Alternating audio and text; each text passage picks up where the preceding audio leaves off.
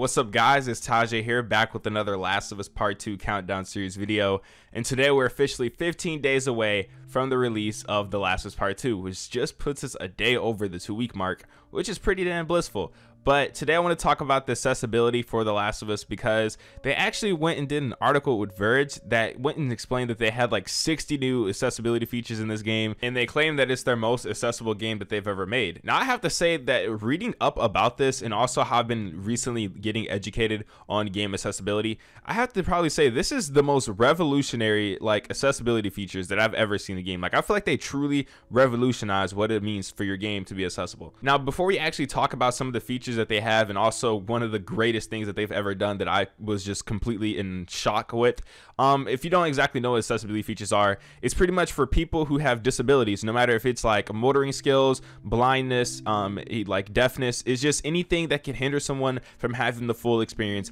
of playing a video game. And I have to say, like, with me getting more educated on this area of things and just seeing like how big of a gamer I am and how much I cherish this hobby, I think it's very awesome that, like, you know, the industry is, you know, waking up to this and trying to break the boundary, to open up the door for people who can't finish certain games. And I feel like everybody deserves to finish every experience. So over on an article from The Verge, Amelia Schatz actually expanded on what I'm saying right now. And if you don't know who she is, she's actually a co-lead game designer over on The Last of Us Part 2. She works at Naughty Dog.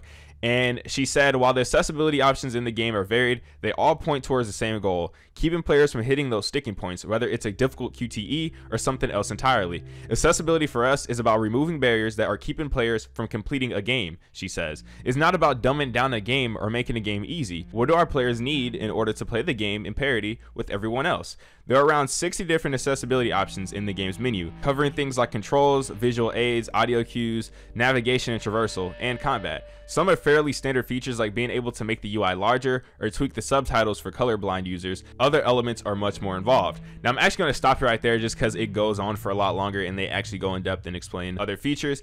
And I highly advise you guys to please check out this article and read on it and get educated in this area. This is something that's a lot bigger than I ever thought it was. And I also have a very active viewer to the channel. He says he's a big fan of what I do. So of course he's a major fan of The Last of Us. Also, just for a quick cut stop on the video, the guy's name that I'm talking about right now is actually Brandon Cole. I noticed I didn't say his name in the introduction, which is right now, but I did say his name at the end. So yeah, his name is Brandon Cole. And what's also crazy that you guys probably would know, his disability is actually being blind. He is a very avid gamer. Gaming is one of his favorite hobbies, and he's blind. He's able to actually play games. Now, something that's also great about Brandon, he's actually advocating for the increase in seriousness that accessibility features are taken in our industry. He's actually trying to push the industry forward to make games more accessible for everyone. This is a movement that I actually caught on to a few weeks ago, and I have to say it's a very humbling thing, and I think it's, you know, awesome. And that's what woke me up to what accessibility features really means and what it really is. Now this is where I have to say Naughty Dog has completely revolutionized accessibility, like to the T, to the furthest they could have ever gone. The most impressive thing that I've ever seen. What if I tell you that Brandon can play The Last of Us Part 2 just like me and you? A man who cannot see, he is literally blind, can play the game and experience it beginning to end, all the side stories, everything that the game has to offer, just like me and you. Isn't that incredible? Robert Creakle, who's actually an audio lead over at Naughty Dog, goes through and explains this, and he says you could pretty much play the game completely with just audio.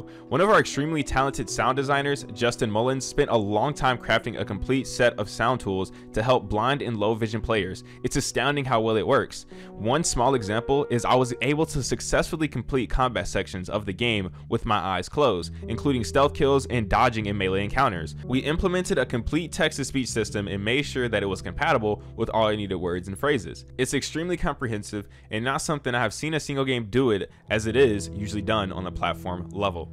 Also, the TTS system is localized, not just English only. Again, I'm extremely proud of the work that we put in to make our game extremely accessible to anyone who wants to play. A special shout out to our accessibility consultants who were critical in focusing us in on the stuff that worked and mattered most to helping them experience the game as close to an able person as possible. We took a big step on The Last of Us Part 2 accessibility, but we are not satisfied. We'll continue to evolve and improve these systems over our coming projects. The goal being that anyone should be able to finish our games. Games are for everyone. Now, when I read that, I had chills. Like, I think that is incredible that someone who can't see at all, like literally cannot look at the pixels on the screen, could play a video game such as The Last of Us that has so many different mechanics, that's so big on like gameplay, so big on story, just a complete full experience. And if you're lacking in one area, you could still get in the entire fruits of what the game is. I think that's crazy. I honestly think that's unbelievable. And I actually, like, just because of this, like, I actually want to do a walkthrough of this game with the blindfold on. Of course, when I play the game, I'll play it normal first, but I love to do a live stream where I try to beat this entire game with the blindfold on. That's how cool I think this is. I think this is incredible, and it's revolutionary. I've never heard of something like this, and this is literally groundbreaking. Like, what if every single game moving forward could be available to the blind? You know what I'm saying? Like, that's ridiculous. And what Naughty Dog is doing here is very commendable. This is deserving of high praise, and I feel like this should be getting a lot more noticement than what it really is getting. This should be something that should be in fucking IGN headlines right now. You know what I'm saying? Like, I think this is, it's ridiculous. It's awesome. So if you guys could all please do me the favor, read the article in the description, as well as I will give you the link to Robert Crickle's thread where he talks about it, and I'll give you the link to Brandon Cole's Twitter page. Go show them some love and support. This is literally awesome news. I think it's incredible,